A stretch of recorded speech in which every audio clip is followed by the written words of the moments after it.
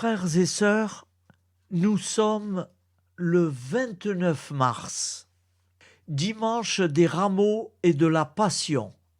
Alors, je vais vous lire la lecture du Saint-Évangile de Jésus-Christ selon saint Matthieu. Accrochez-vous, prêtez vos deux oreilles, c'est un peu long, et moi, je vais y mettre tout mon cœur.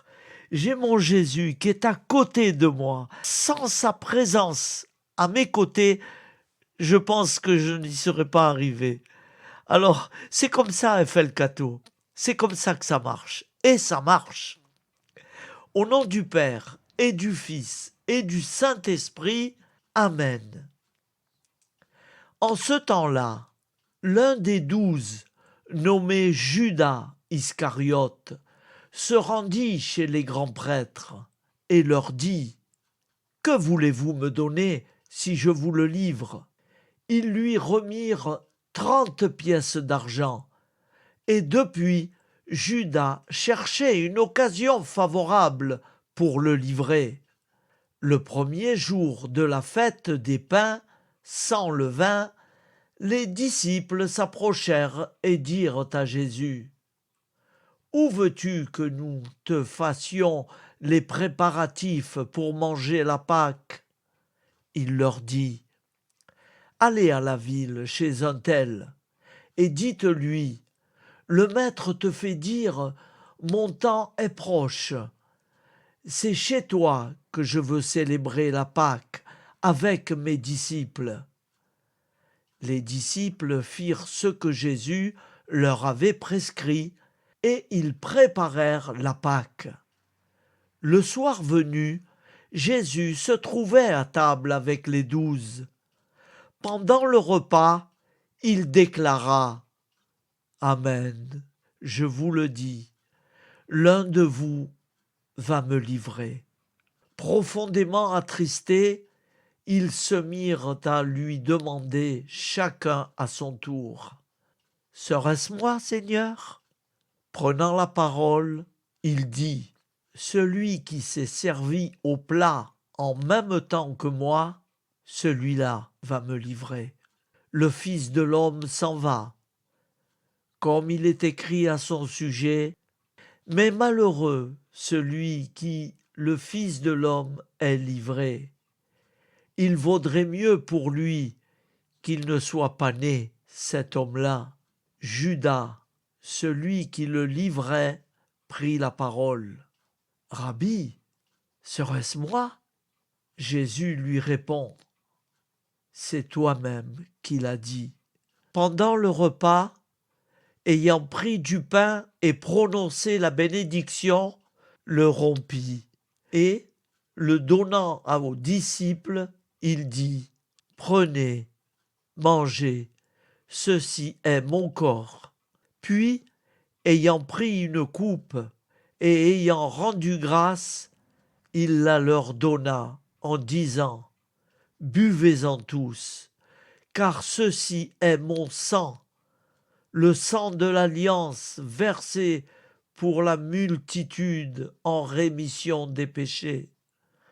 Je vous le dis, désormais, je ne boirai plus de ce fruit de la vigne, jusqu'au jour où je le boirai nouveau avec vous dans le royaume de mon Père. » Après avoir chanté les psaumes, ils partirent pour le mont des Oliviers.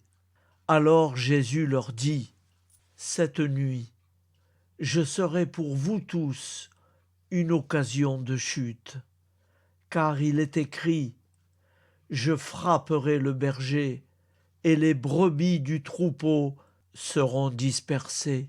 Mais, une fois ressuscité, je vous précéderai en Galilée. » Prenant la parole, Pierre lui dit : « Si tous viennent à tomber à cause de toi, moi je ne tomberai jamais. » Jésus lui répondit : « Amen, je te le dis. Cette nuit même, avant que le coq chante, tu m'auras renié 3 fois. » Pierre lui dit : Même si je dois mourir avec toi, je ne te renierai pas. Et tous les disciples dirent de même. Alors Jésus parvient avec eux à un domaine appelé Gethsémani et leur dit, asseyez-vous ici pendant que je vais là-bas pour prier. Il emmena Pierre, ainsi que Jacques et Jean, les deux fils de Zébédée, et il commença à ressentir tristesse et angoisse. Il leur dit alors, mon âme est triste à en mourir. Restez ici et veillez avec moi. Allant un peu plus loin, il tomba face contre terre en priant, et il disait, Père, s'il est possible que cette coupe passe loin de moi. Cependant, non pas comme moi je le veux, mais comme toi tu veux. Puis il revient vers ses disciples et les trouve endormis. Il dit à Pierre, ainsi vous n'avez pas eu la force de veiller seulement 1 heure avec moi. Veillez et priez pour ne pas entrer en tentation. L'esprit est ardent, mais la chair est faible. De nouveau il s'éloigna et pria. Pour la 2e fois, il disait, mon Père, si cette coupe ne peut passer sans que je la boive, que ta volonté soit faite. Revenu près de ses disciples, de nouveau il les trouva endormis, car leurs yeux étaient lourds de sommeil. Les laissant de nouveau, il s'éloigna et pria pour la 3e fois, en répétant les mêmes paroles. Alors il revient vers les disciples et leur dit, désormais, vous pouvez dormir et vous reposer. Voici qu'elle est proche l'heure où le Fils de l'homme est livré aux mains des pécheurs. Levez-vous, allons, voici qu'il est proche celui qui me livre. Jésus parlait encore lorsque Judas, l'un des 12, arriva, et avec lui une grande foule armée d'épées et de bâtons, envoyée par les grands prêtres et les anciens du peuple. Celui qui le livrait leur avait donné un signe. Celui que j'embrasserai, c'est lui. Arrêtez-le. Aussitôt, s'approchant de Jésus, il lui dit, Salut, Rabbi, et il l'embrassa.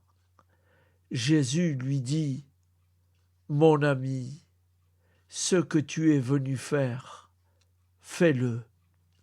Alors ils s'approchèrent, mirent la main sur Jésus et l'arrêtèrent. L'un d'eux qui était avec Jésus, portant la main à son épée, la tira, frappa le serviteur du grand prêtre et lui trancha l'oreille.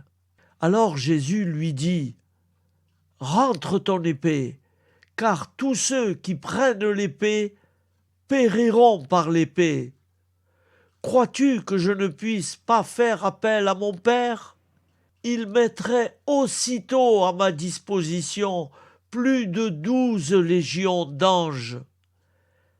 Mais alors, comment s'accompliraient les Écritures selon lesquelles il faut qu'il en soit ainsi? » À ce moment-là, Jésus dit aux foules, « Suis-je donc un bandit pour que vous soyez venus vous saisir de moi avec des épées et des bâtons?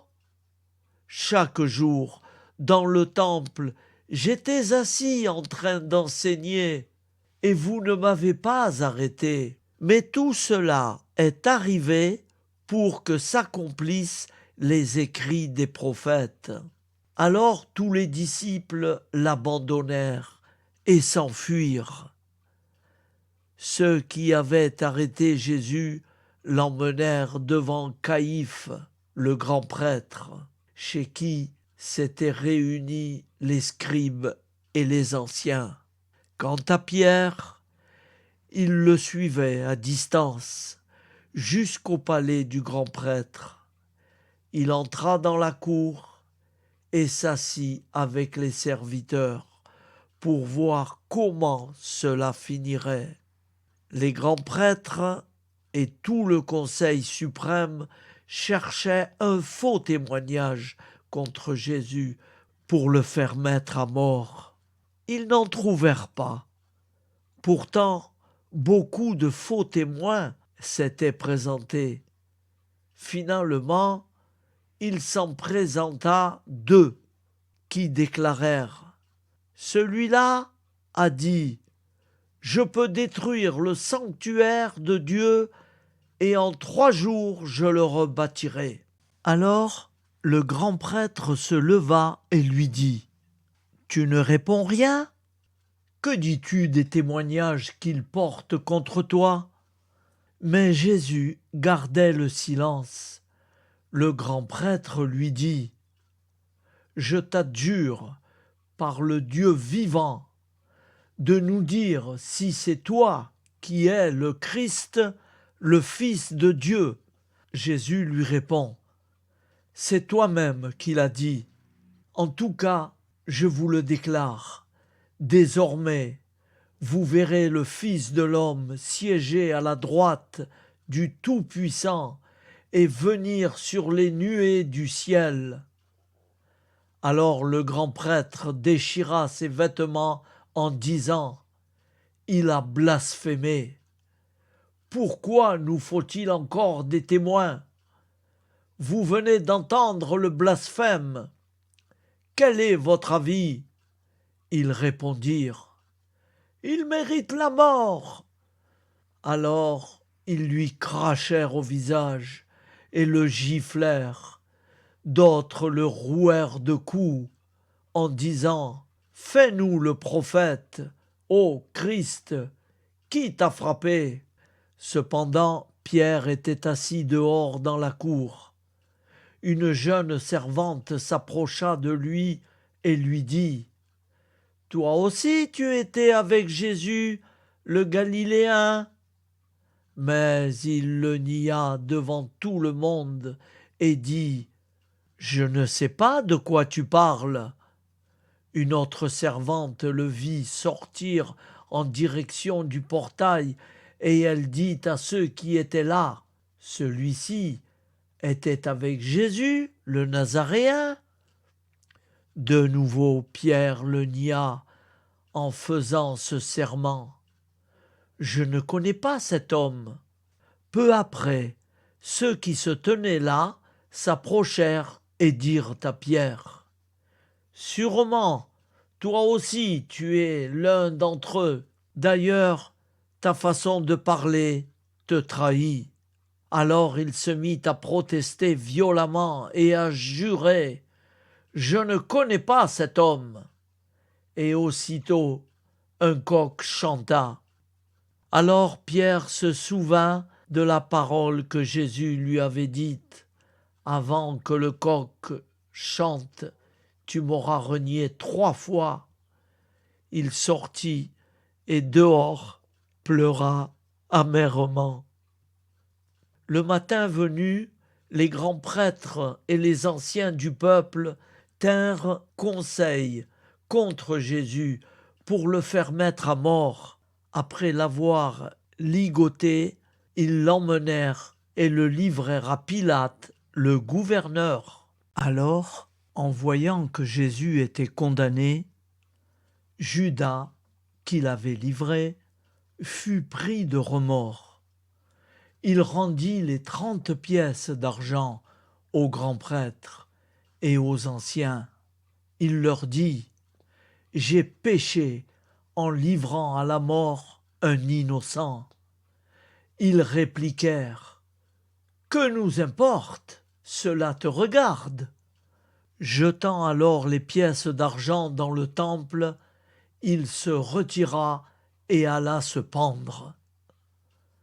Les grands prêtres ramassèrent l'argent et dirent: « Il n'est pas permis de le verser dans le trésor, puisque c'est le prix du sang. » Après avoir tenu conseil, ils achetèrent avec cette somme le champ du potier pour y enterrer les étrangers.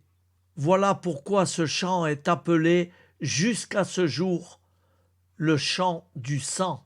Alors fut accomplie la parole prononcée par le prophète Jérémie. Ils ramassèrent les 30 pièces d'argent, le prix de celui qui fut mis à prix, le prix fixé par les fils d'Israël. Et ils les donnèrent pour le champ du potier, comme le Seigneur me l'avait ordonné. On fit comparaître Jésus devant Pilate, le gouverneur qui l'interrogea. « Es-tu le roi des Juifs ?»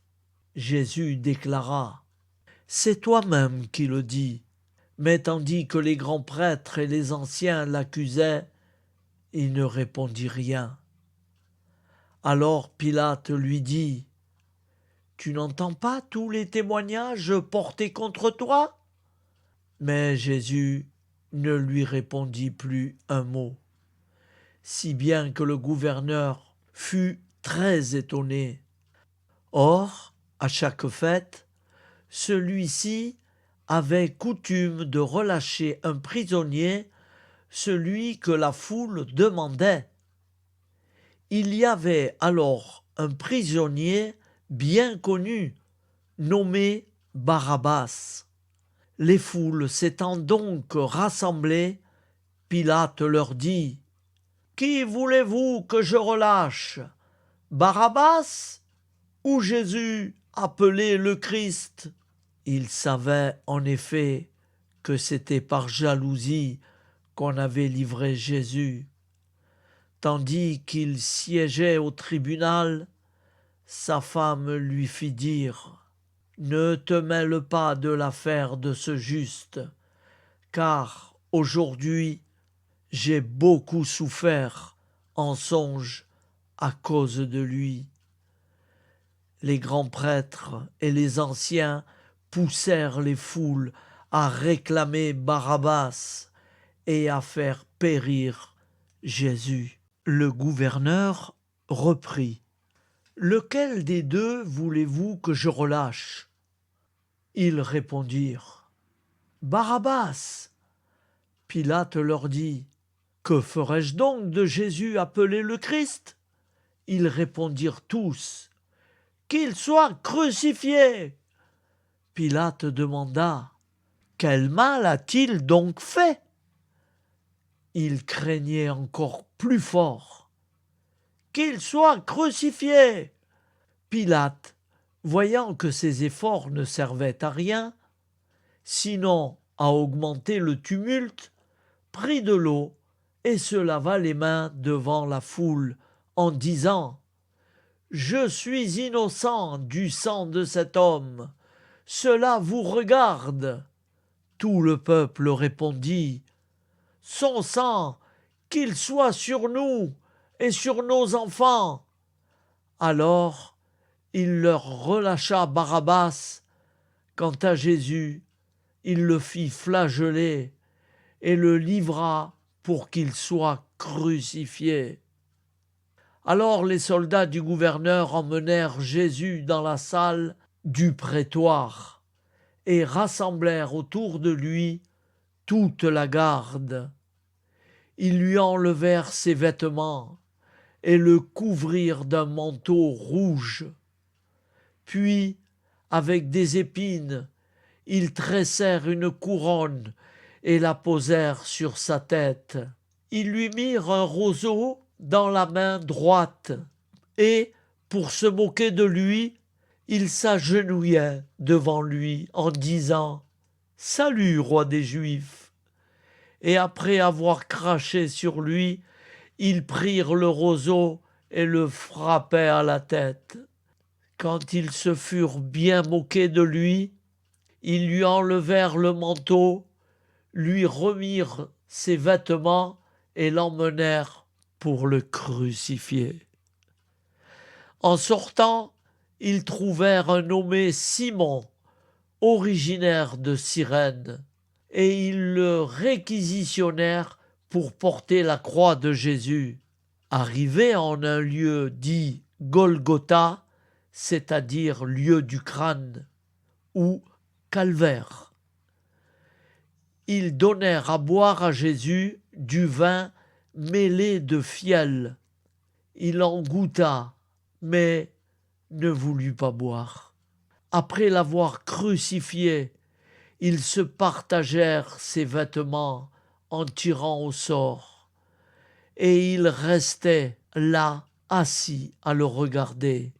Au-dessus de sa tête, ils placèrent une inscription indiquant le motif de sa condamnation. Celui-ci est Jésus, le roi des Juifs. Alors on crucifia avec lui 2 bandits, l'un à droite et l'autre à gauche.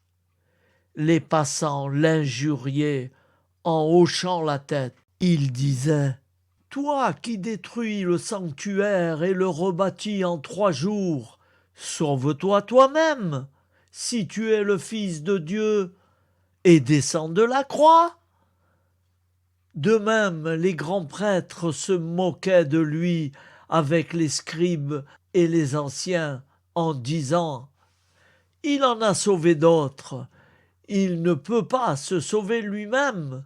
Il est roi d'Israël, qu'il descende maintenant de la croix, et nous croirons en lui. Il a mis sa confiance en Dieu, que Dieu le délivre maintenant, s'il l'aime, car il a dit: Je suis le Fils de Dieu. » Les bandits crucifiés avec lui l'insultaient de la même manière. Mais un lui dit: Seigneur, souviens-toi de moi quand tu seras dans ton royaume. Et Jésus lui dit: Aujourd'hui même, tu seras dans le paradis.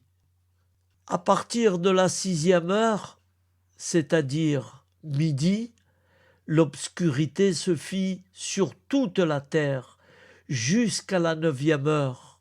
Vers la 9e heure, Jésus cria d'une voix forte: Élie, Élie, lema sabachthani, ce qui veut dire: mon Dieu, pourquoi m'as-tu abandonné? L'ayant entendu, quelques-uns de ceux qui étaient là disaient: Le voilà qu'il appelle le prophète Élie. Aussitôt l'un d'eux courut prendre une éponge qu'il trempa dans une boisson vinaigrée. Il la mit au bout d'un roseau et lui donnait à boire. Les autres disaient: Attends, nous verrons bien si Élie vient le sauver. Mais Jésus, poussant de nouveau un grand cri, rendit l'esprit. Frères et sœurs, prenons quelques secondes et mettons-nous à genoux. Seigneur, pardonne-leur, ils ne savent pas ce qu'ils font.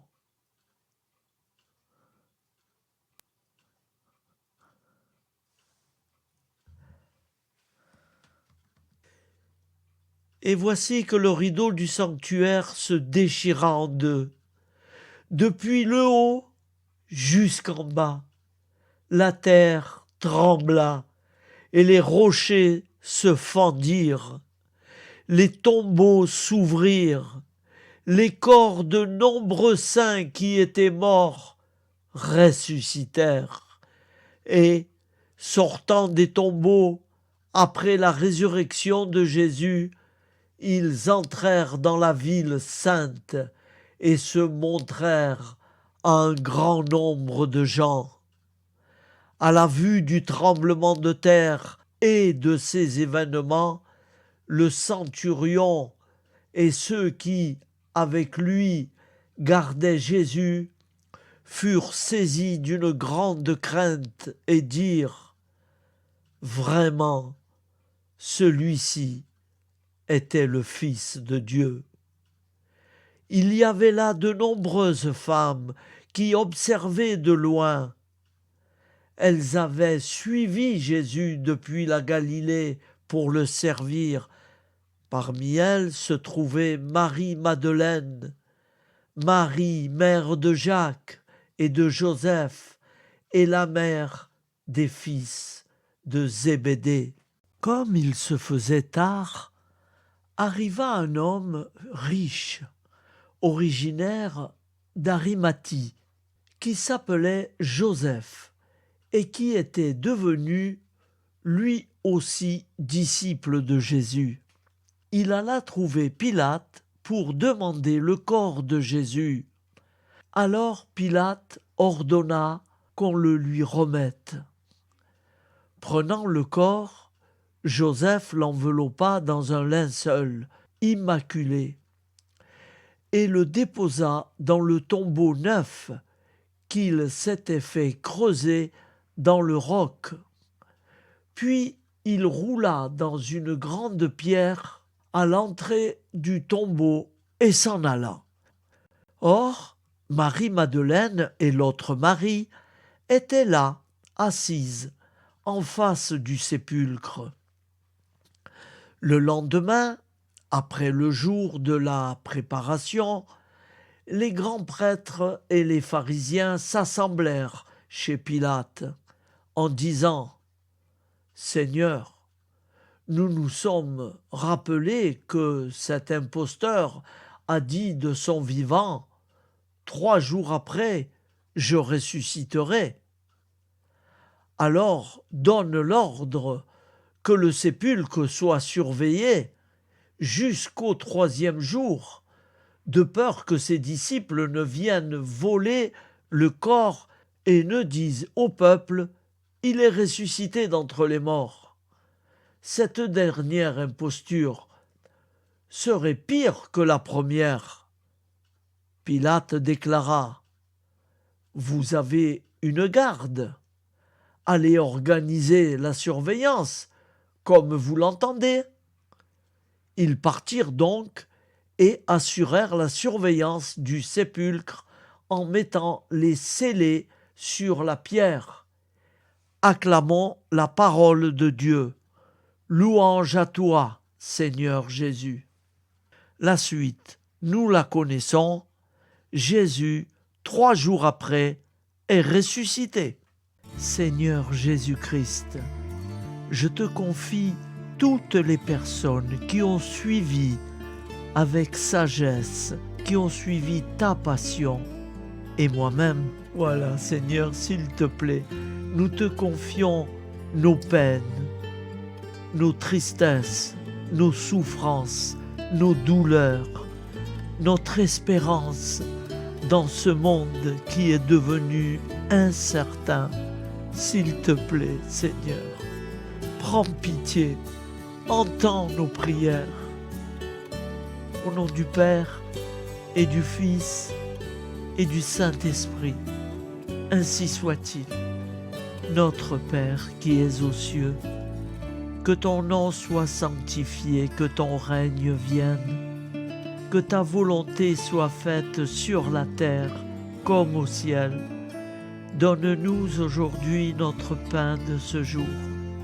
Pardonne-nous nos offenses, comme nous pardonnons aussi à ceux qui nous ont offensés. Et ne nous laisse pas entrer en tentation, mais délivre-nous du mal, car c'est à toi qu'appartient le règne, la puissance et la gloire pour les siècles des siècles. Amen. Ô mon Jésus, pardonne-nous nos péchés, préserve-nous du feu de l'enfer et conduis au ciel toutes les âmes, spécialement celles qui ont le plus besoin de ta très sainte miséricorde. Amen. Au nom du Père créateur, du Fils sauveur et de l'Esprit Saint consolateur. Amen. Avec Jésus, Marie, Joseph, Antoine, Sainte Thérèse et Sainte Lucie, nous y croyons très fort.